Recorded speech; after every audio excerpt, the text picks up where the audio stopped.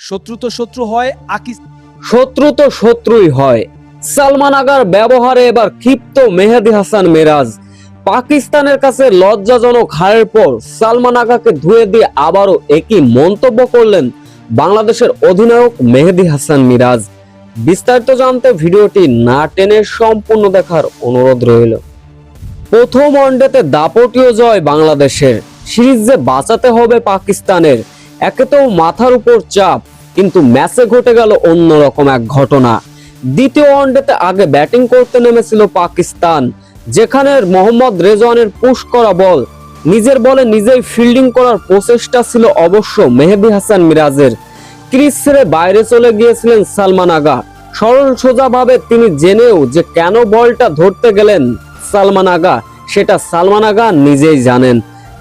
ওই বলটি মেহেদী হাসান মিরাজ ধরে রান আউট করে দিলেন।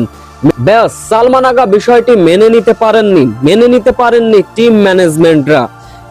রীতিমতো বাংলাদেশি বোলার মেহেদী হাসান মিরাজ থেকে লিটন কুমার দাসকে রীতিমতো গালমন্দ করেছিলেন ওই সালমান আগা। ব্যাস, এমন একটা কাণ্ড, রীতিমতো ক্রিকেট অঙ্গন সরগর। সালমান আগাকে রীতিমতো ধুয়ে দিচ্ছেন সকলেই। অন্য প্রান্তে বাংলাদেশের কিছু ভক্ত আবার মিরাজের পক্ষও নিলেন না। তিনি বললেন, কেন মানবতার জয় দেখাতে পারলেন না মেহেদী হাসান মিরাজ? আউট এটা নিতেই পারতেন না।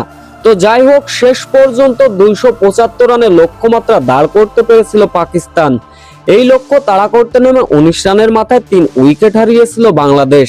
তবে এরপর বৃষ্টির হানা, বৃষ্টি বিঘ্নিত ম্যাচ, শেষ পর্যন্ত শেষ রক্ষা হলো না বাংলাদেশের হয়ে সর্বোচ্চ 41 রান করেছিলেন লিটন কুমার দাস। তবে পাকিস্তানের নিয়ন্ত্রিত বোলিং এর সামনে 23.3 বলে 114 রানে অল আউট হয়ে গিয়েছিল বাংলাদেশ।